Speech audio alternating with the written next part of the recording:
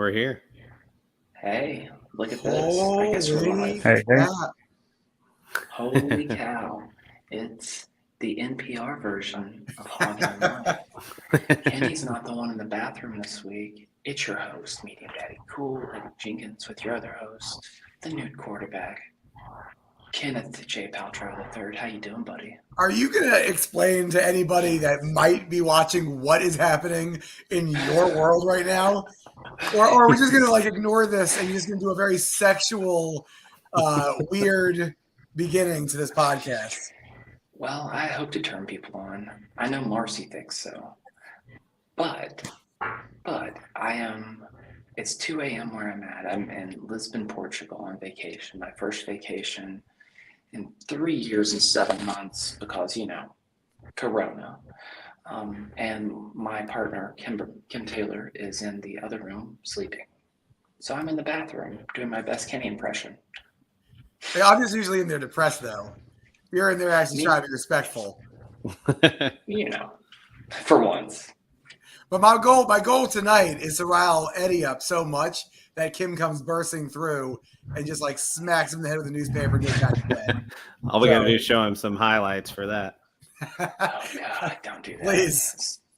So how you doing, Kenny? Oh, other than football, I am dandy wandy. Jesus. How you doing, fisherman? Doing pretty good. It's been a fun week after another loss, just sulking in my sorrows. I think that's the name of the episode. It looks like you got your man room done over for a 15th time this year, too. I know. I keep changing it up. It's I can't decide, and Ramona's getting pretty mad because the budget, changing this room back and forth is not budget friendly. I'm not sure how you afford all those kids, man. And here on this week's episode, we have a very, very special guest. He is my former roommate. He's the human equivalent of a bear. He's the weirdest, best person I know in the world. Edward El Morton. How you doing, buddy? Love the introduction there. The 18 months we lived together really changed me. Probably also scared me and changed you too. So I think it mostly changed our livers. Yeah. My question is, did your woman lock you in the basement, or what happened there? Me? Yeah. I'm in my garage. Oh, you're locked in the garage. Same thing. Typical bear. Area of confinement. Well, he's in about the same boat as us. They got a little bit better record, but he's had years of sadness as well with his Bears, so it's understandable and it's okay. This is kind of like a therapy session. We're here for you. He's been through worse, though. He's a diehard Cubs fan. Yeah, I thought they were going to possibly beat Minnesota last week, but Justin Fields at least passed for 200 yards, which was first this year, so that's something. Pretty good. And did you watch any of the Washington game, Morton? No? I didn't get to watch any of it. I just saw some highlights. I kind of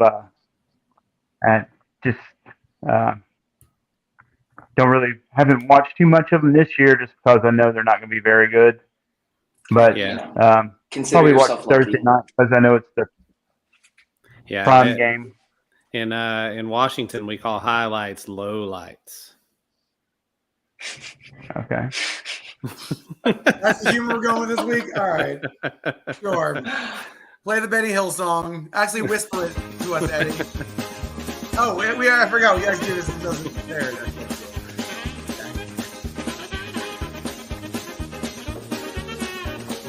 I still call highlights the Matt Davises.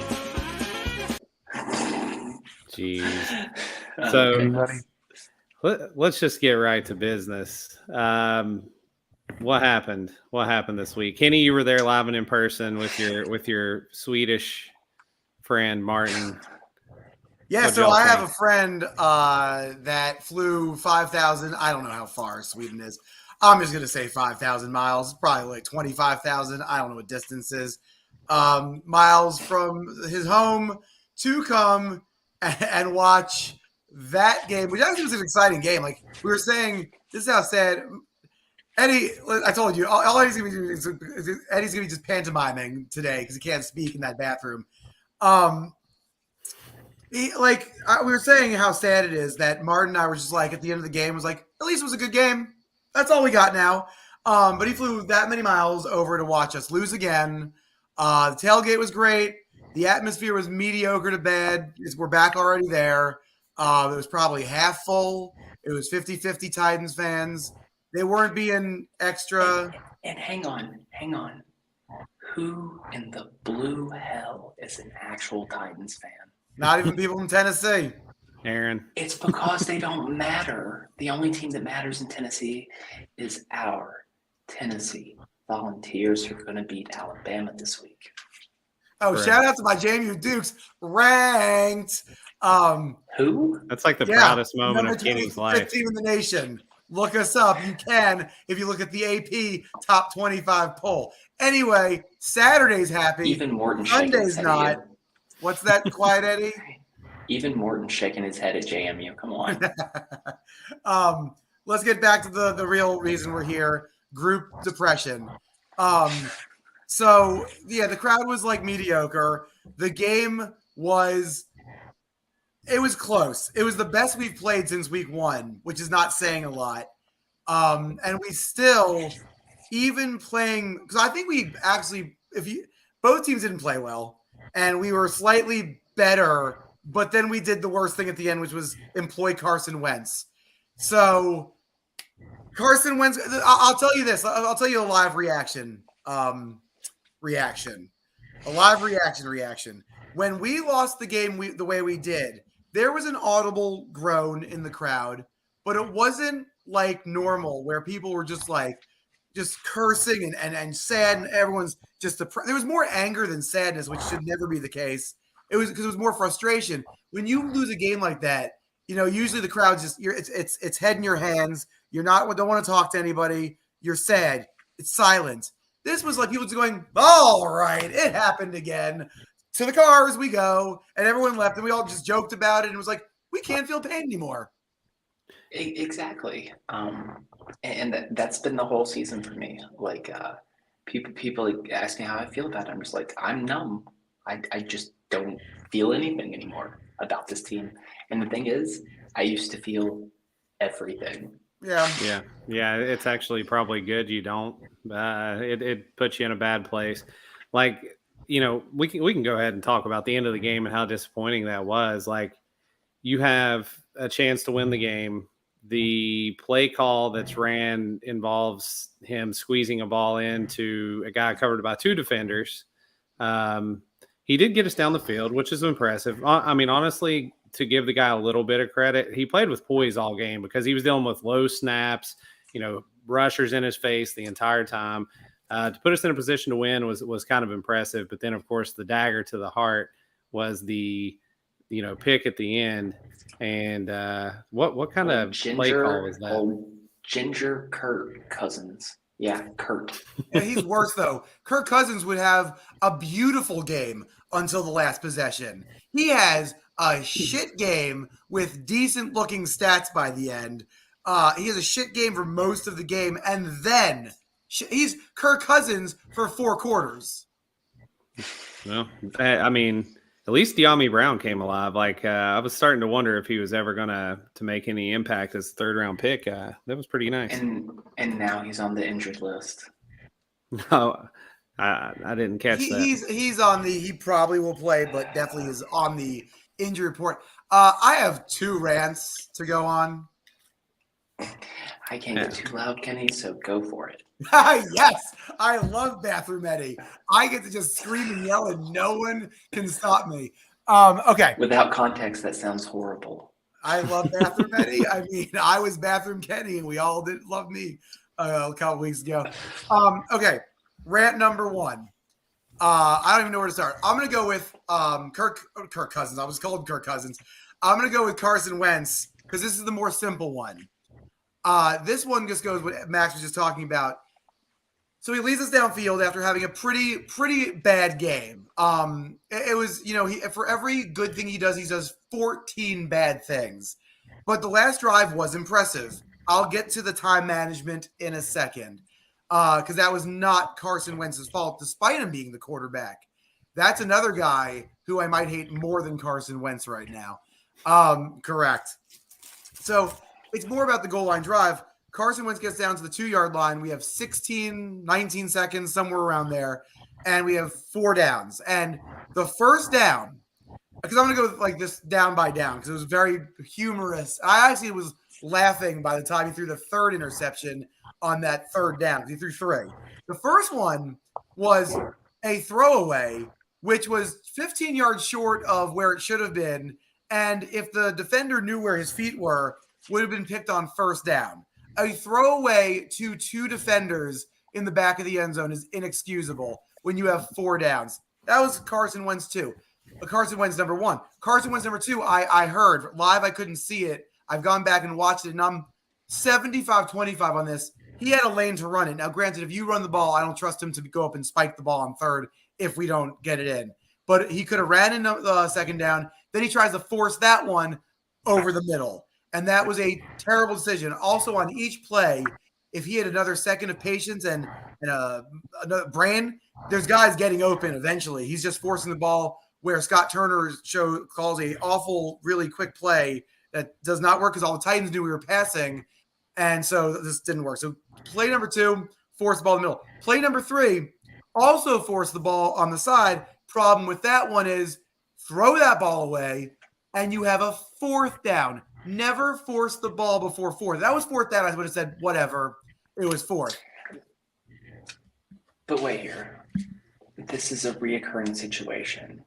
The fact that he and the coaching staff have 0 situational awareness. Correct. 0. None. And they're supposed to be professionals that are supposed to be turning this franchise around. Right. And they've done nothing.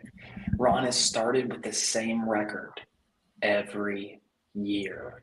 This year, it's actually worse. Yeah.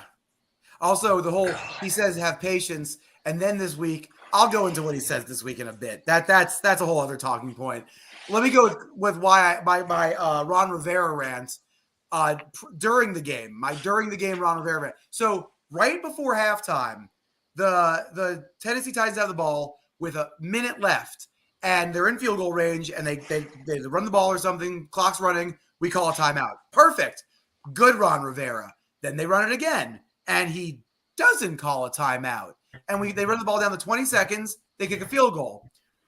They have 20 seconds. We have 20 seconds. We get the ball back, and we kneel with 2 timeouts. When we could have had 50 seconds and 2 timeouts, which can get you, if you're a good team, a touchdown. If you're us at best, and if the stars align, a field goal. But a field goal nonetheless. If we get a field goal before halftime, what happens at the end of that game? We don't rely on Carson Wentz to have to throw the ball into 12 defenders at once. Joey Sly can just head the ball through the field goal post and in. Yep. So, let me interject there because I totally agree. I had pretty much all of that prepared to say what you just said about not going for it before halftime. That puts us in down 4. Like you said, we're down 1 instead of if you at least that's my problem with Scott Turner. Scott Turner calls the plays that, like, if you're playing Madden and you're on defense, that you want to see your opponent call on 3rd down because it's easy to stop. They're only going to get like 4 or 5 yards when they need 20. If you see a wide open receiver streaking on a post on 3rd down and they get the 1st down, it's like we don't even attempt that. We just try to throw it behind the line and hope that they can break 16 tackles and get a 1st down. It doesn't work. We're never aggressive when we need to be. And it makes me mad. The 2nd and 17 screen needs to stop. It hasn't worked once this season, and Scott Turner calls it 14 times a game. Yes. And it was like the plays I don't want to see anymore. That screen, wide receiver, end around. Yeah. Which he hasn't actually called the last couple of weeks, but when he does, it's a -7-yard loss every single time. Wait till Thursday. Well, okay. So like our feel good story of the game, Brian Robinson. Wait. Before you talk about Brian Robinson, that was part one of my Rivera rants, because all it was the time management on the last possession. Because while we're driving down with I almost called Kirk Cousins again. Now it's like stuck in my head. Carson Wentz, we're driving down the field, and there's a time where it was a really awkward looking play where our receiver was trying to get out of bounds, slips, they take him, they chuck him out. And instead of calling a timeout, immediately Ron Rivera does the arms crossed and looks at the ref and is like, hey, what's going on? Hey, and the entire crowd, I'm talking 25,000 diehard Commander fans, because that's all we have, are sitting there being like, call the timeout. And I want to say 20 seconds ticked off that clock.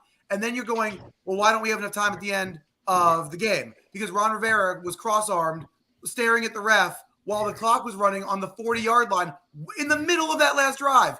It's like the dude's never coached a football game in his life. I hate him. I want him to retire tomorrow. I want him to get fired yesterday. But it's also, like I said, though, and if you go back, I said this.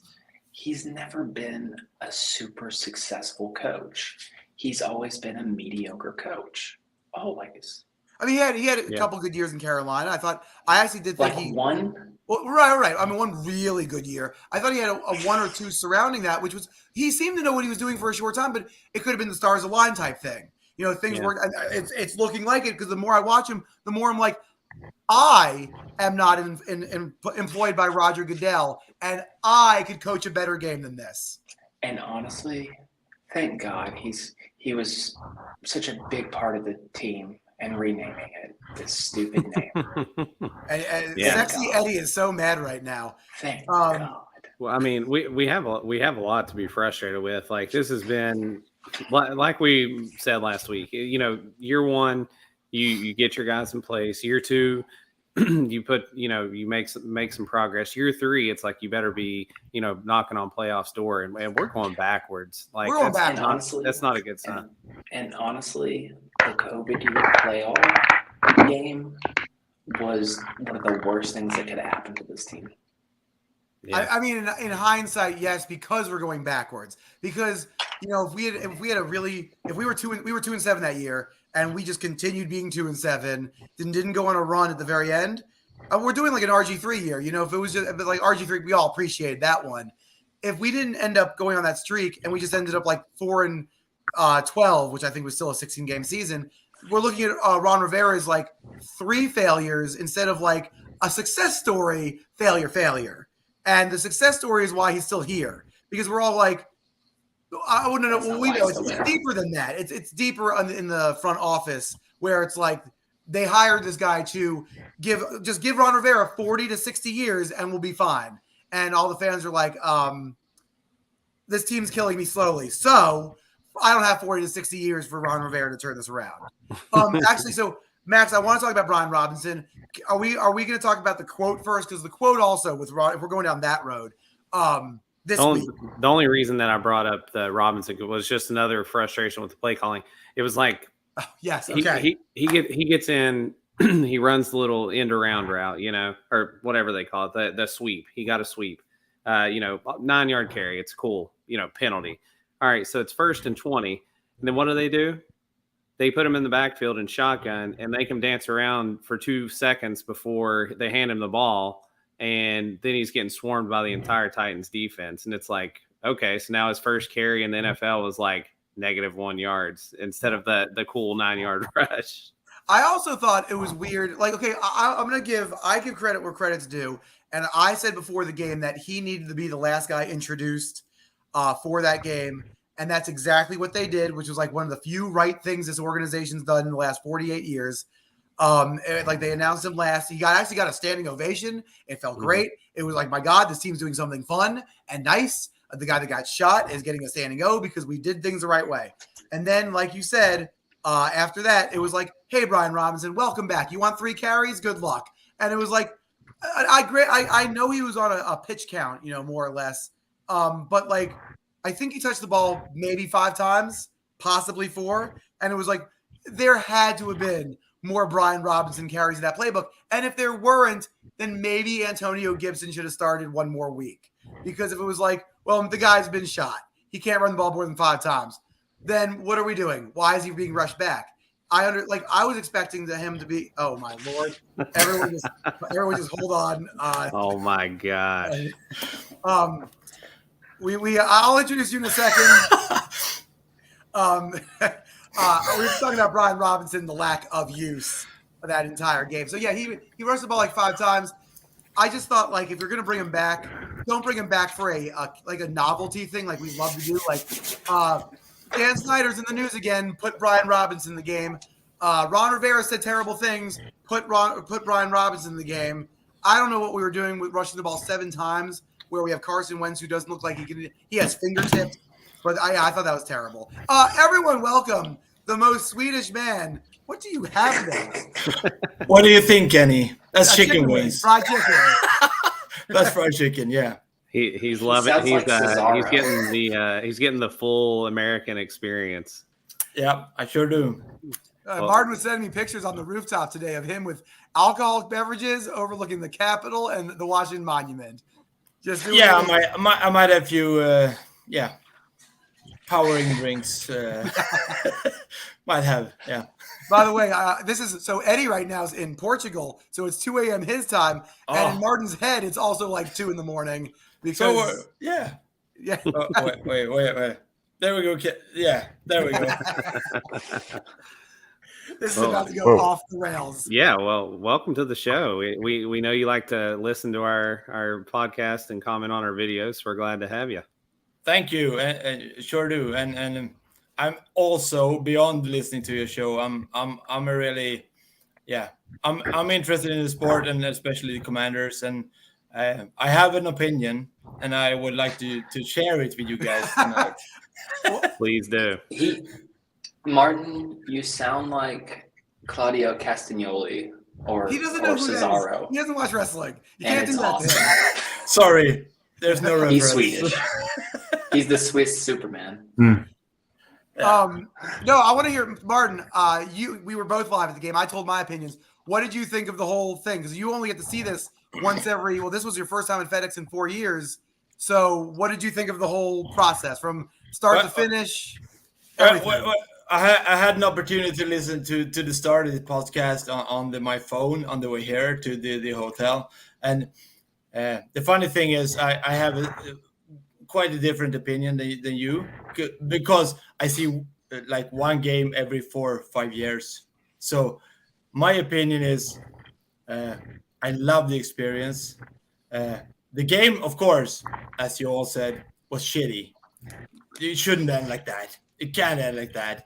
But just to be there and to experience the game is such a privilege that everybody should experience, and to see the guys, and I would like to say as well, to hog the mic, just like the name of the show, there is a big difference between seeing the games on TV, like I do 99% of the time, and watching it live, because you see different things.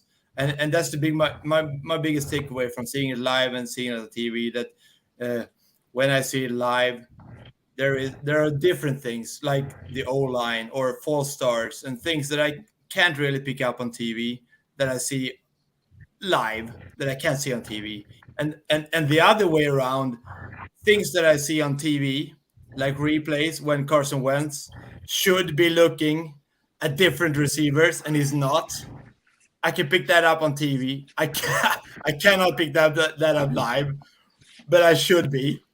But I can so clearly see when it's on TV that he is staring down those effing receivers all the time, and that's what we saw on third down live. And when I went back and looked at it, that's what he did. So that's a pattern that continues. So the thing is that I wanted to say really is there is a difference between live and TV, and you should experience both. I totally agree. I mean, honestly, like since I moved down to Florida, I've only been to one game. I flew up and stayed over at Kenny's humble abode there, and I went to. You said Kenny's. Oh, yeah. I'm sorry, man. Did you have the like cinnamon? Cinnamon kill. Come to my place and pour Coke all over my laptop, and then you can leave. I christened Kenny's apartment before you got there. Okay. Anyway, I'm burning that room. Why did I stay in that room? That's hilarious. Does it still have the 1980s children's NFL blankets and sheets? So I got rid of some of that. Now it's mostly a Redskins comforter. It's a Redskins. Hold on, I want to go check this. You did not. No. I'll go ahead and an 80s blanket with the baseball, the football song, and it's horrible. I'll go ahead. By the way, anyone want to fix a window screen? Because Martin, when he was drunk, took this out of my window, and I don't know how to put it back in. And it's just sitting in my other room now. It's impossible to put back in, by the way. So, by the way, it's just a Redskins comforter. I've grown up. This has nothing to do with football. This is out of line. This is not serious. It's not okay. No. I'll continue my point while you do that. But honestly, going to here he comes back. Going to a game live honestly revamps your love for the team. It's different. Like you sit there and watch them on TV, you kind of become numb, but you go and you get the full game experience, and it brings it back for you. Like there's nothing like it. I'm gonna say no. I went to the Eagles game a couple weeks ago. The best part of the experience was the tailgate and hanging out with Kenny. But you go to multiple games. You go to 1 to 2 games a year at least. It was miserable. I used to be a season ticket holder. I used to drive from Tennessee. Morgan used to come with me to a lot of the games. I used to drive from Tennessee and back for every game. Well, this is what they've done to me. I feel bad for you. They put him in a bathroom in Portugal. If it was old days, there's no way I would have traveled during football season. Not a chance. I'm more on Martin. That's when we lived together, wasn't it? That was when we lived together. You had the season tickets from traveling from Tennessee. Yep. The last time I remember we hung out, the last time you went to a game, we were late for the game, and you had a 24-pack of light beer. And we were walking up the mile from the metro, and you drank all of them, but you were on the last two, and you made it to the steps, and you were at the trash can, and you threw up foam, and it was the best thing I've ever seen. we're trying to get a sponsorship from Buffalo Wild Wings. Didn't we see Mark Rippon and then you're like, no, you're too drunk? It was Mark Rippon though. He was legit in the parking lot, but you were trashed. That's classic. Oh man. I want to say I don't think I've ever been sober for first half of a pro football game.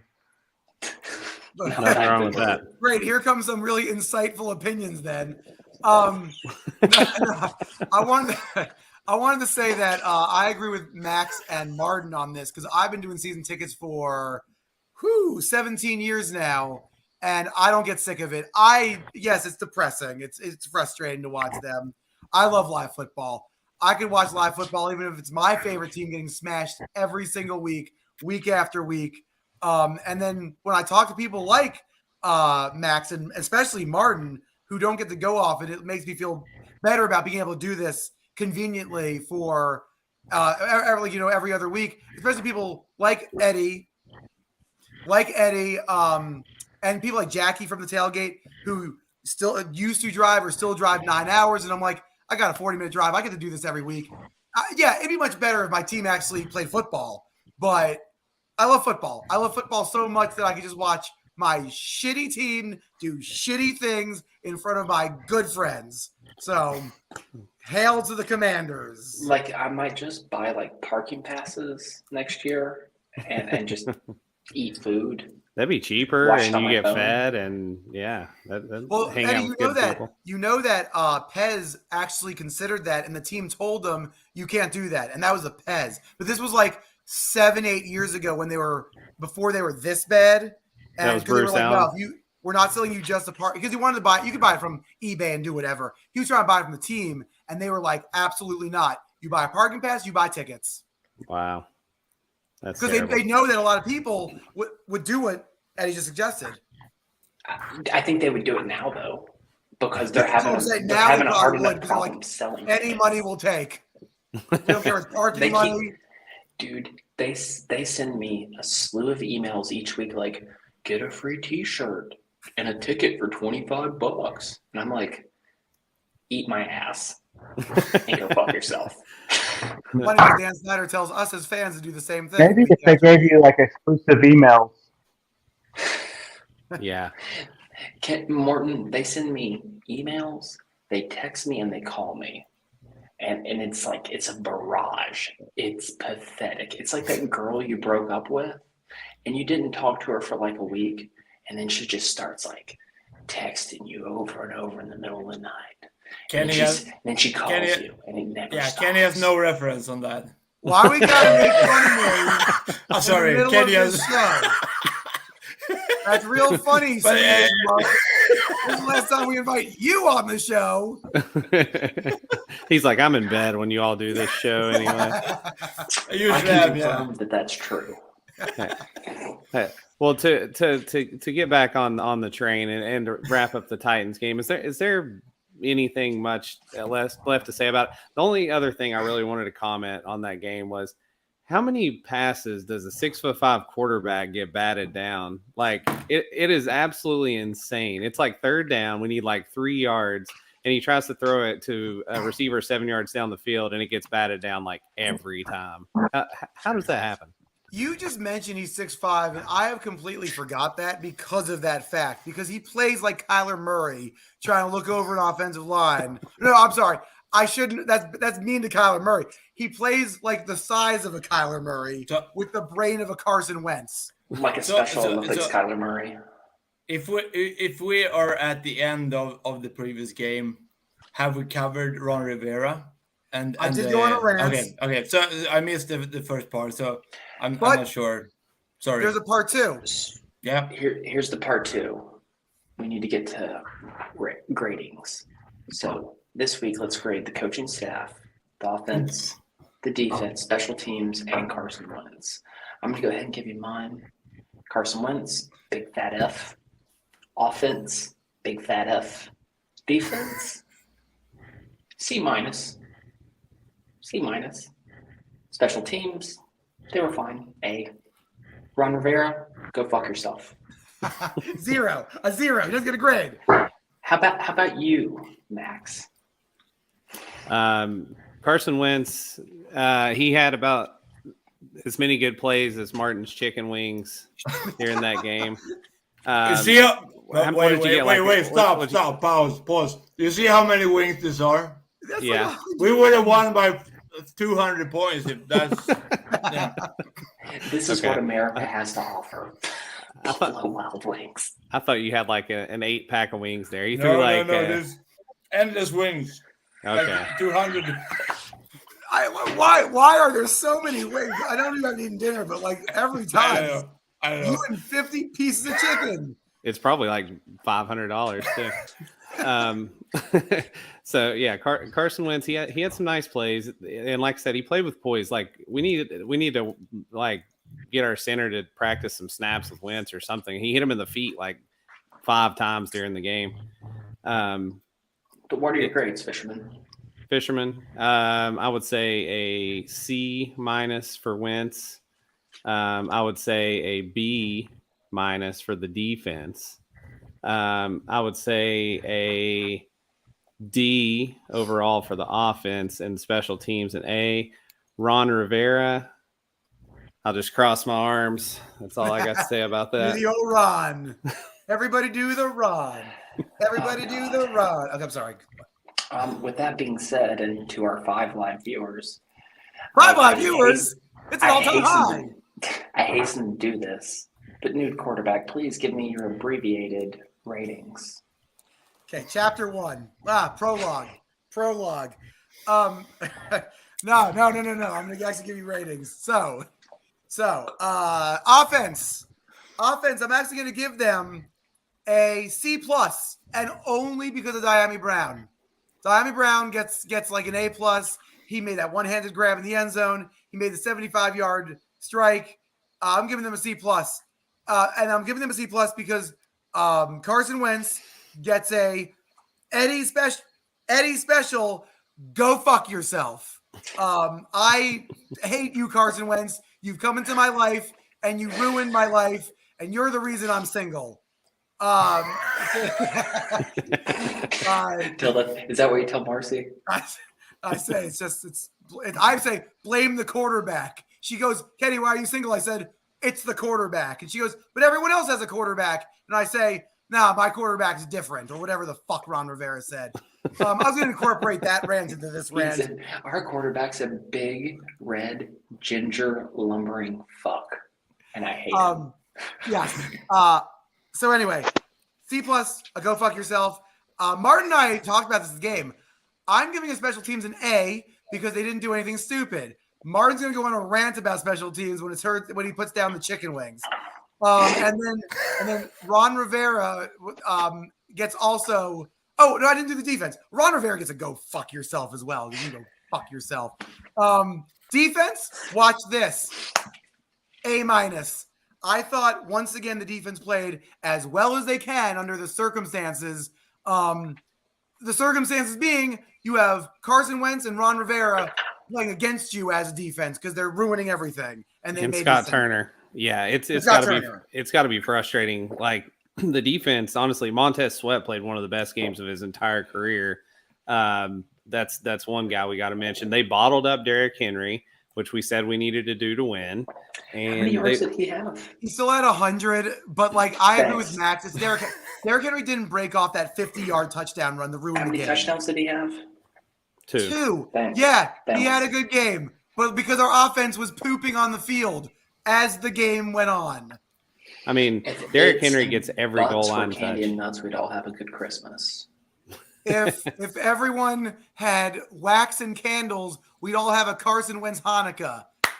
My biggest complaint if dogs had wings, they wouldn't bump their ass when they jumped. My biggest complaint with the defense was not the Derrick Henry touchdowns. It was the fact that as soon as we would score, they would let them score. It was like they played good the whole game until the offense would do something. And they're like, oh, I forgot how to play football. When Joe Gibbs retired in 1992, Jack Kent, Eddie, calm down. Jack Kent Cook said and wrote on the top of their locker room as they exited, when the offense scores, the defense allows a touchdown. And they've been doing it very well for 31 years. And here I am, a 38-year-old man. In Portugal. In a bathroom. Sounding like some kind of a murderer or just weird person. Whispering. I'm not horning you up. No. This is not turn on. This is not a turn on. It's almost 10 o'clock hour, and he starts saying really sensual stuff about the next team we're playing. We got 11 minutes, 10 minutes. There went all of our viewers. Are they going down or up based on these talks? Martin, we're down to 3. Shit. Martin, say something to increase our viewership about grades. Jag kan prata lite svenska så ingen fattar vad jag säger. Is that good? Hashtag Real Housewives. Just hashtag no. Let me give you the grades when I have my time, and I'll bump the viewers because I disagree with you, Kenny. Of course. Yeah. Is that it? Is that the entire analysis? But you choose. When is my turn to give the grades? Right it's now. your turn right now. Right now. All right. Swedish Standard Time. And I actually made effort to write this down in case I would make it to the show. He wears a suit to the podcast. He brings food to the podcast, and he writes shit down. He's better. Kick me off. Have Marty every week. He's a regular Chuck Noll over here. All right. So offense. Fuck that. So offense gets a D from me a D, straight up D. And that's because the only thing we did anything, there were 2 long bombs that were both pretty much contested. The second one, 100% contested. It was pure luck that he caught it. That's not enough. There's no run game. And our O-line, I would say it's the worst in the entire league. You cannot get a grade if you don't have an O-line. You have no run game. You have 2 lucky balls. You could say our O-line is like Swiss cheese. Yeah, it's like a Swedish girl. It's just freeway. Eric Flowers is a free agent. We could go out and get Eric Flowers today if we wanted to. We could. We should. Not? Yeah, we should. I agree. And Antonio Brown. All right. Let me continue. No, not Antonio Brown. Our right receivers are fully okay. So that's defense. I give them a C. I think they did a good job. The thing we lack is the middle line. You know, we have no linebackers. Still a problem. I think the depth is decent. The D line is okay. It's doing a good job, but we need the linebackers to put the pressure on the quarterback. We need the rush. We need also the coverage. So if it wasn't for the linebackers, I would probably rate them higher. But we have no linebackers, so yeah, it's a bad grade anyway. Maybe we could trade for somebody like Roquan Smith. What do you think about that, Morton? We could. I would say anything is better than we have right now. I don't know. What do you think, Morton? Yeah, I would say that. It's just he doesn't know that his name is close to his name. I don't get that. It's like a whole shtick.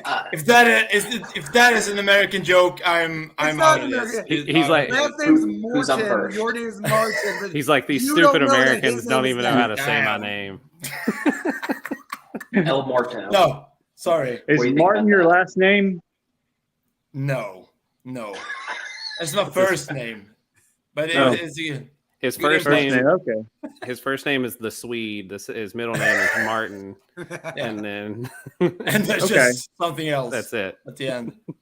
All right, let me continue before the show ends. I had Carson Wentz, straight up F. There's nothing else. I want Heineke, and I want him now. That's just my yeah. And if we don't start Heineke, we should put him in when we're down 21-0. We have to do something. We can't just accept the fact that we're down 21-0. We have to do something. And Heineke is a good replacement. We've seen it before. He can step in. He can change the game. Man, get that goalie change in there. Carson Wentz for weeks. And I've been saying this since week 2. Carson Wentz is awful. And I guess you all know it. You wanted to give him a chance because I've been watching this podcast for a couple of weeks. You actually defended the guy. I totally disagree. And Kenny did. Yeah, who's right?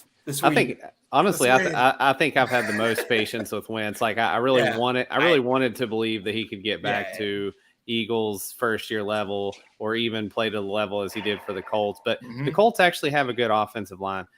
That's part of the problem. Where any quarterback behind that line is not going to have success unless it's like Lamar Jackson or somebody.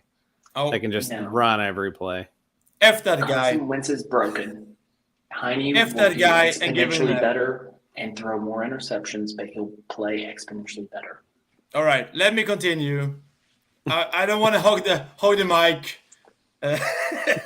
on this show. So on to special teams, and I would like to give it a C. You guys like to give an A. I disagree. I would like to see that an A is when the special teams does something to stand out. That's an A. A C is actually good enough. That's okay. Our expectations are so low with them, though. Yeah. No, I get it, but in my opinion, this is not okay special teams. It's not great. It's not bad. It's a C. That's my opinion. And also, I would like to add this for the C. Tressway, his punts were not that good this game. They were not.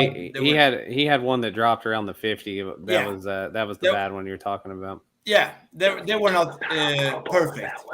Look at that. Don't you talk about my Pro Bowler that way.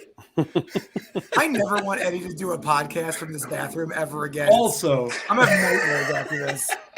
You're doing it from the bathroom all the time. That is true.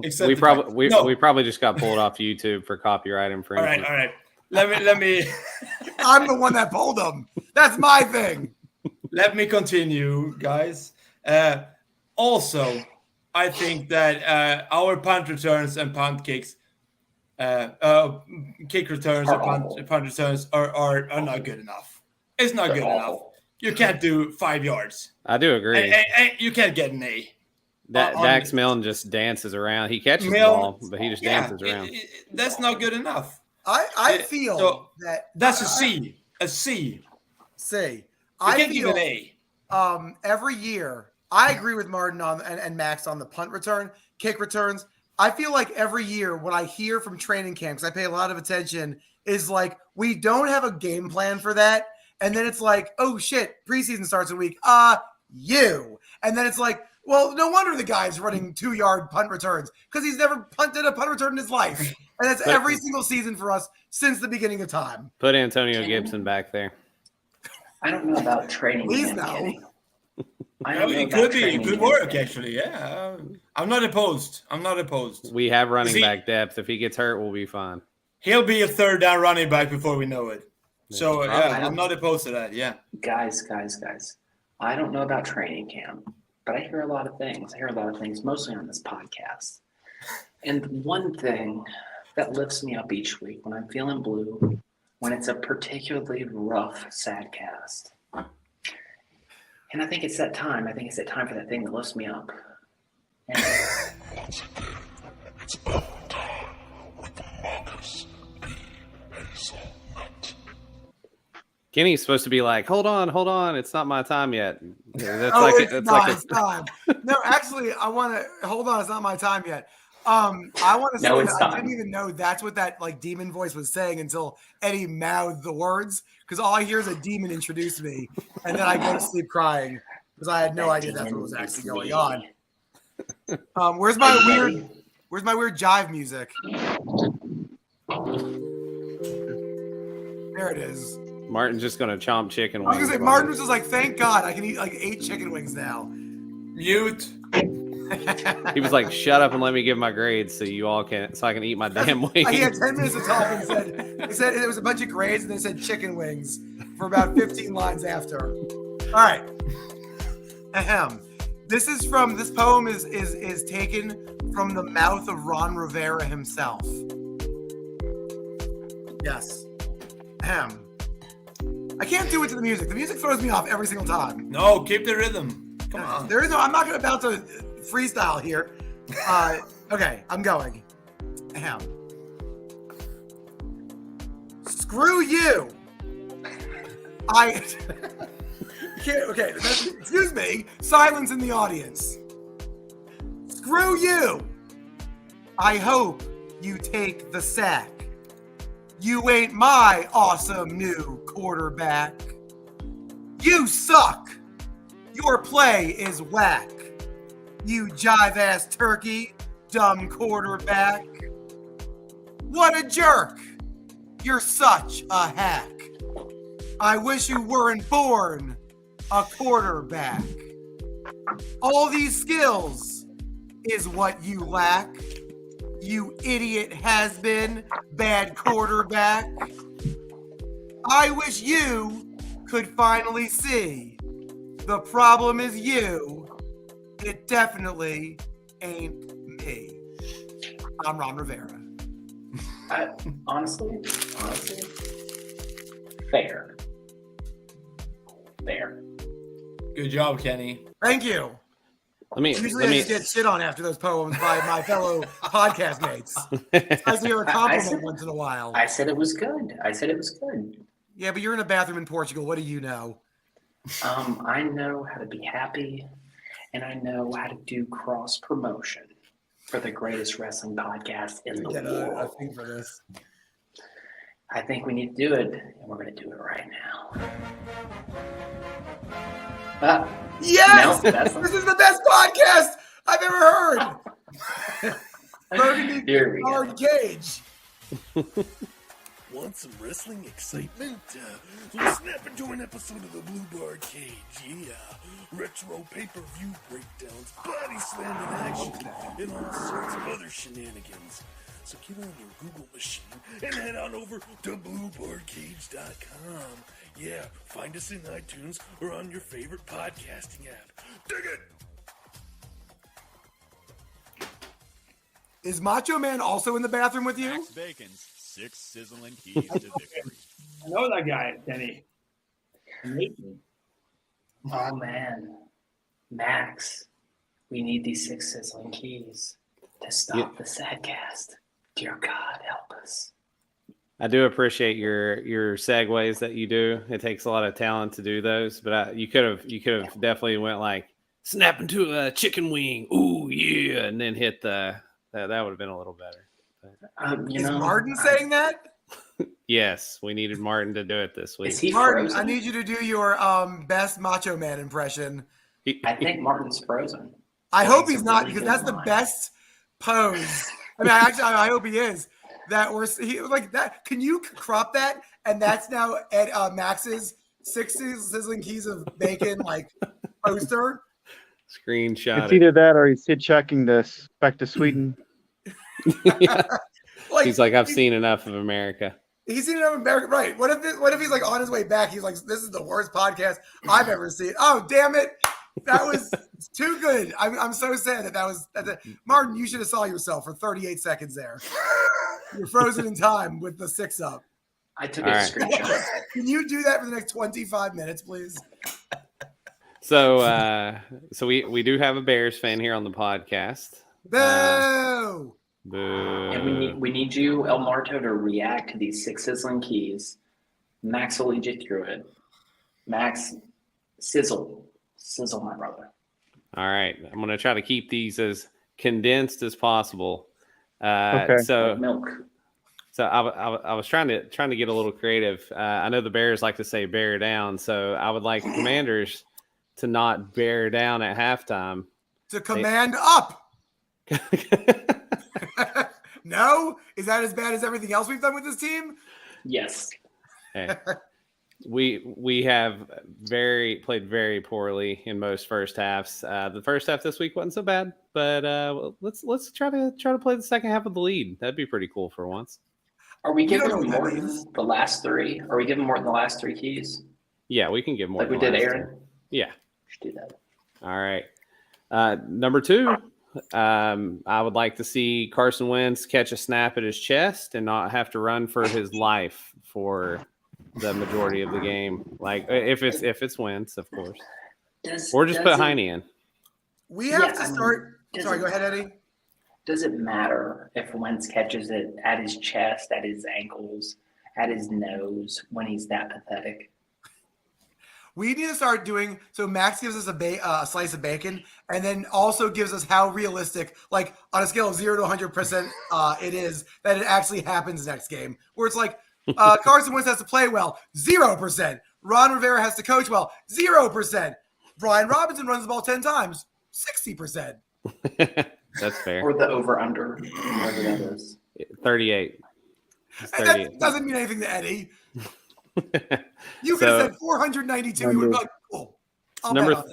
My number 3 thing I want to see for the Commanders. We need to have some warmth brought back to our hearts, and I think what we can do is give us a big dose of Brian Robinson and a big dose of Terry McLaurin. It would just make our day if we just got a lot of that, and I think it would help us win. I actually would love to see, speaking of which, how many targets per game McLaurin's had since signing the contract, because I'm pretty sure it averages about 4. Not It's a lot. pretty bad. I'd also I think, Max, you showed us a stat on this. Someone sent me a stat where it was like compared to other main receivers. And I'd like to see him versus like the top other 10 paid receivers, how many targets they get versus our guy. So I'm pretty sure Curtis Samuel's our top in receptions, but Terry McLaurin has the most yards. He has 19 receptions for 326 yards, but only 1 touchdown. Which is like insane to think, because when it's 1st and goal on the 2 with the game on the line, you would think we would throw to him, I don't know, once. And I would love this stat. How many receptions has McLaurin had in the first half? Also, because those first 3 weeks he had like -10. Yeah, he's been very quiet. They've almost game planned to get the ball to Curtis Samuel, and they just totally ignore Terry McLaurin. It makes no sense. No sense. And that's one of my points actually for the podcast. How long will we be able to keep Samuel and McLaurin if we don't give them the ball? Someone's going to leave. McLaurin can't leave now. No, McLaurin is here. Samuel, we're going to waste those guys. He's got a big role. He's got a big role, but they don't necessarily use him the right way still. Yeah. It could be worse. It could be worse, Max. Baker Mayfield could be throwing the ball to him. Not anymore. He's out 2 to 6 weeks. Looks like that maker's going to Eddie. Also, is that worse? Are you sure? Yeah. Actually, I'd rather have Baker Mayfield and Eddie. I know he's not the best. We've always said at least he's like somewhere in the middle. I would rather have Baker. We should play a game one of these weeks. Who would you rather have? And I guarantee the answer is not Carson Wentz for 98% of it. We should do backup quarterbacks. We should do tight ends throwing the ball. We should would you rather have who was the guy on the Steelers that we had? Antoine Randall or Carson Wentz? I'd rather have Antoine Randall. I'd rather have Logan Thomas start quarterback. Honestly, thought you were going to say Dwayne Haskins. I was going to be like, damn, savage. I would rather have Dwayne Haskins. Oh would you rather have 2000 in the current state? Yeah. All right, anyway, I'm sorry. Let's get back to Baconville. All right. So we're gonna pass this over to Morton. I would like to comment on my studies of the Bears, which are very little because they're as boring of a team as we are. They're pretty balanced, it seems. They actually have more rushing yards per game than passing yards, which is interesting. So tell us a little about ways we can take advantage of the Bears. Need 3 more. The Bears are very boring, as you mentioned. I'd say the 3 keys are maybe see Justin Fields pass the ball a little bit more. He finally passed for 200 yards for the first time all year, which is a little concerning because the NFL is such a quarterback-driven league, and they need to find out if he's going to be their quarterback for the future, or if not, they need to move on from him. And if the second key is to see if Darnell Mooney can get more targets and catches, and see if he can catch some more passes. I'd say the third key is if God, this is going to be a really boring game for Amazon Prime, but surprise. Third, par for the course. Yeah, man, they should give like a free month away or something. But I'd say the third key would probably be Bezos. Yeah. So I'd say the third key would probably just see how much pressure they can get on the quarterbacks and see what kind of rush-ins they have and how good is their defense. The defense isn't horrible, but the offense is just atrocious. Like, just where the NFL is such an offense-driven league, you got to find out if you have a quarterback or not. And if you don't, they need to – if they decide they don't have a quarterback in Fields, they need to lose as many games as awful as it sounds. They need to tank and get as good a draft picks as possible, even though they traded those away as per usual. And whenever they do have draft picks, don't draft a 25-year-old wide receiver. Hey, Martin, I just want you to call up your Bears and tell them to stay the fuck away from Hendon Hooker. He's ours. He's ours. I'd like to have him. I do want to I'm say sure they'll ruin him. I want to comment on the thing you said about Justin Fields. I think it's amazing that you guys have won 2 games where I swear to God, I think he made like 5 completions. I love that stat when I see it where it's like, man, the Bears won like 29 to like 14. well, let me see some stats. It's like Justin Fields, 4 for 9, 48 yards, a pick. And it's just like, wait, what? Like 4 completions? How is that even possible? He has more interceptions than touchdowns. Yeah. He's like a option high school quarterback where you'll see a stat. He's like, 7 for 13 for 112 yards. It's amazing. I also think just tell Khalil Mack. He's still on your team, right? You guys have Khalil Mack? We traded Khalil Mack away. Shit, never mind. I was going to say. Oh, that's right. That was like years ago. They have Roquan Smith. Then we're fine. Then Carson Wentz might only die in the third quarter. Yeah. Yeah. Basically, all we have is Roquan Smith. Yeah. Well, he'll feast on Carson Wentz legs for a good entire game. Joe Theismann, Lawrence Taylor action. We'll pay him to do so. Alex Smith. Yeah, Darnell Mooney is your top receiver, but he only has 10 receptions for 173 yards. And to kind of piggyback off of your last remark there, you said about Amazon. Do you think we can top the boringness of last week's Thursday night Colts and Broncos game? So Absolutely. It's going to be very. So I bet you this is one of those games which is actually exciting for all the wrong reasons, where there's like 2 fumble returns for a touchdown, a pick 6, one random 90-yard like bomb completion, where like it's just bad football, but it's like exciting because it was just bad. I don't see us putting up a dud like last Thursday, but at the same time, don't take my money when that happens, because both us and the Bears are awful.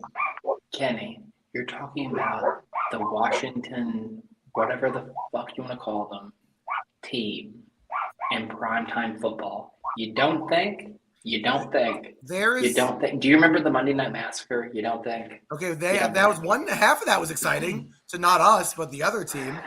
So I might have a question actually to El Morto. So how would you grade your O-line in comparison to the rest of the NFL? Is it a top or bottom shelf O-line? Go ahead. I would say it's like a C or B minus. I mean, it's not great, but it's not horrible. We just don't have very good players. I mean, they just need to. I mean, they got to protect the quarterback, that's for sure. But he's a running quarterback, so he's going to take a lot of unnecessary hits.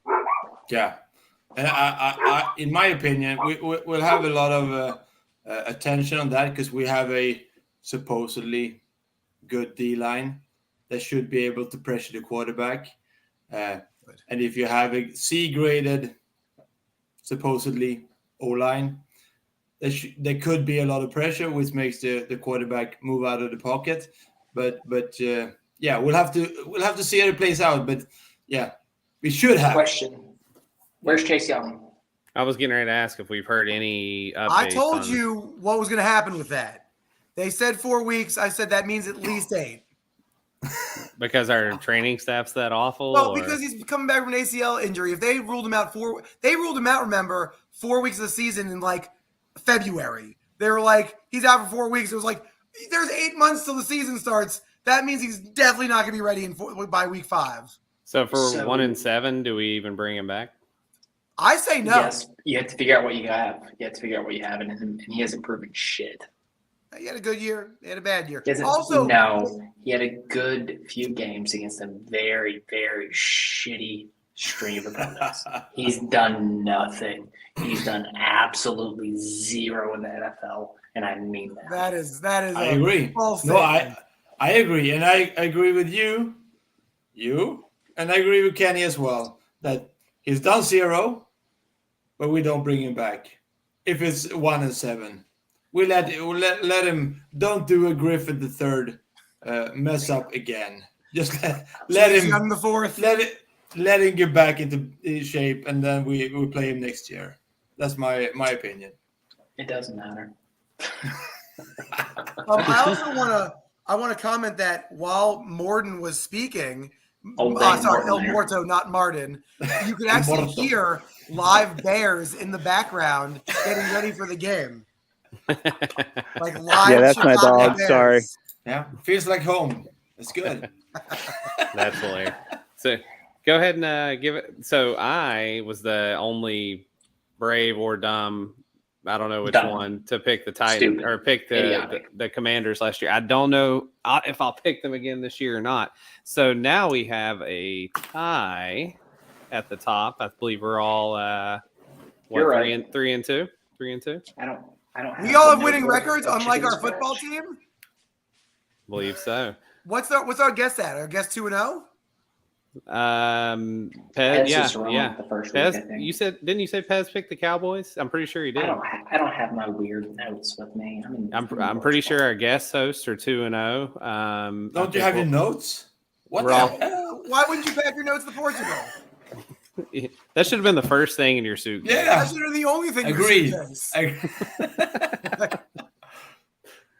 Well, so I no longer have to pick first. I'm passing the buck to one of you guys. I'll do it. First. It's Kenny because he's got a long soliloquy about absolutely nothing. Put on your hat, do your thing. Let's hear the shtick. Oh, by the way, so it's going to be a special hat today because my other one. By the way, side note. Martin and I are going to Chicago in 3 days, 2 days, 2 days.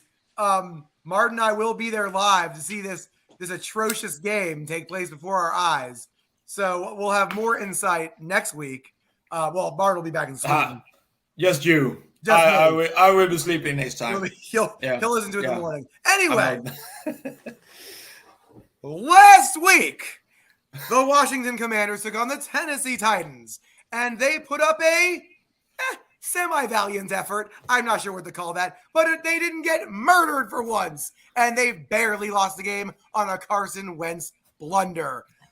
This week, the Washington Commanders travel to the Windy City to take on the Bears in prime time in front of all 12% of the nation that'll be watching because we're so boring.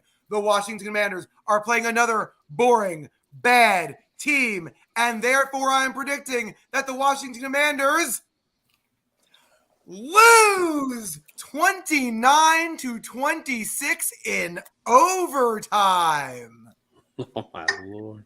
Overtime, huh? That's a long shot. It's a lot of points for such shitty teams. How do you document losing on overtime? Is that like a special stat? Or No. Kenny's just stupid. It's just Kenny. And circumstance. Okay. Circumcised stance. Hey, Maxine.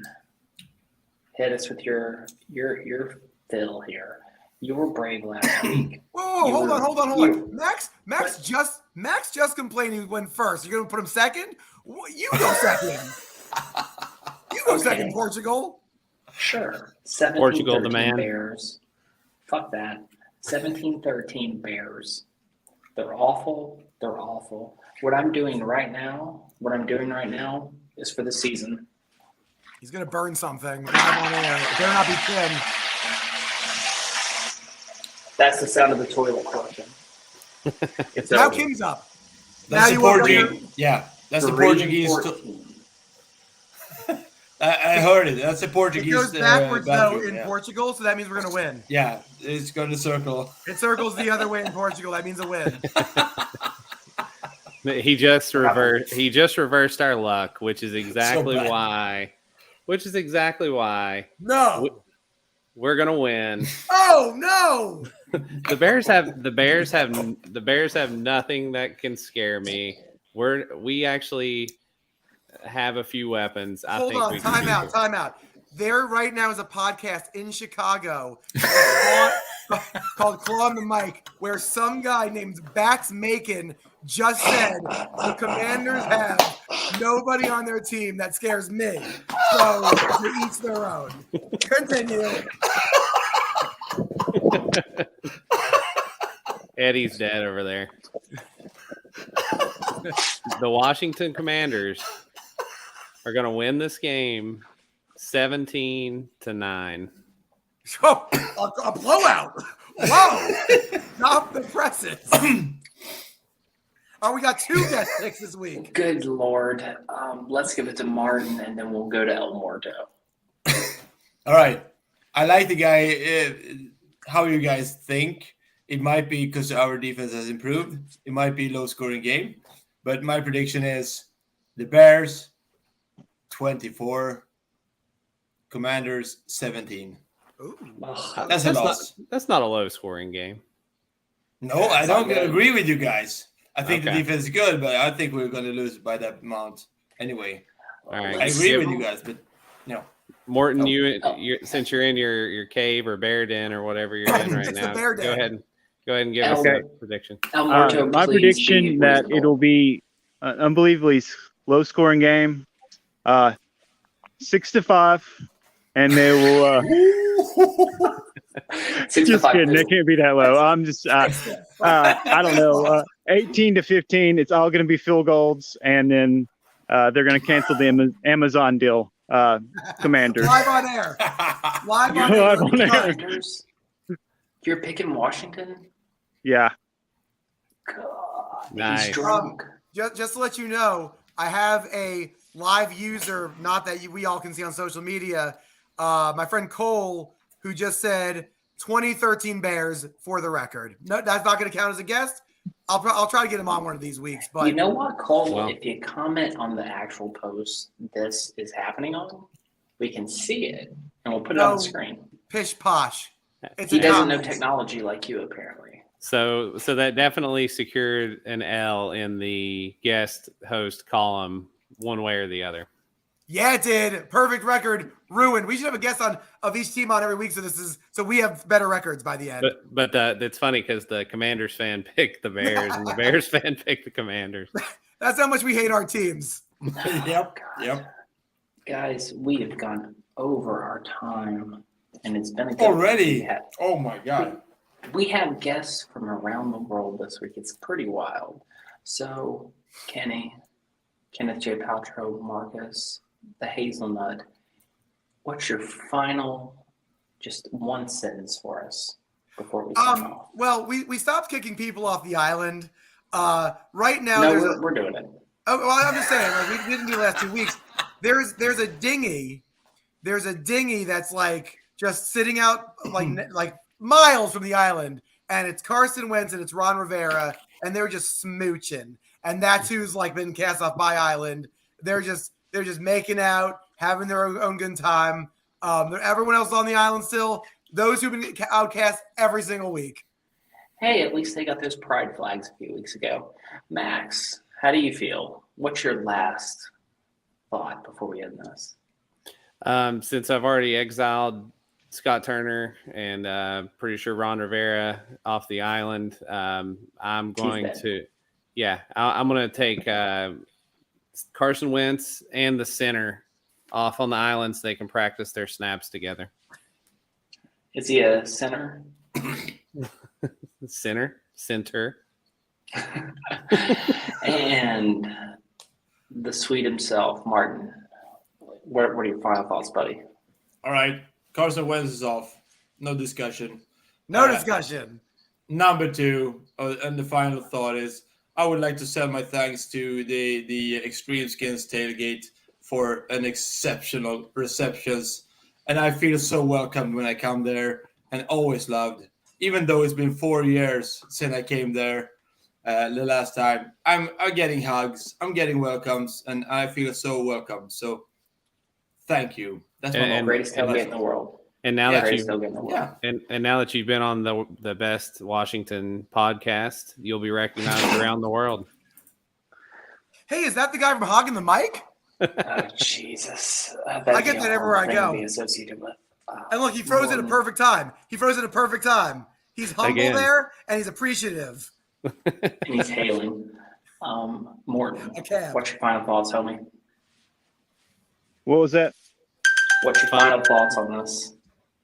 Final thoughts. I enjoyed being on. Thank you guys for having me. This is going to be one ugly game. So hopefully there'll be more offense than I think it will be. Hopefully it won't be as boring as last week's game on Amazon Prime. Hopefully the Bears can pick a direction. Either they have a quarterback or don't have a quarterback. Look at that. Here we are. It's week 6 somehow we've made it this far. There's not been infighting. Kenny hasn't yelled at me. I've not gotten depressed and threatened suicide. It's going relatively well, just considering. Keep it up. Keep it up. That's because we're just equally depressed. It is. It's hard. It's bad when you're matching my mood. Dear God, help us all. That being said, I'm signing off for your host, the new quarterback, Kenneth J. Paltrow III, the fisherman, Maxine Bacon. Does he run the show? Not yet. The Swede kind of sounds like Cesaro. It's awesome. He has no idea who the hell that is. And El Muerto in the dark. What's he doing? In the bear den. Clothes on? In the bear den. Nobody knows. Rah, rah, rah, rah. He's probably naked. And I'm your host, Medium Daddy Cool, saying, remember, Rose. the grass is on.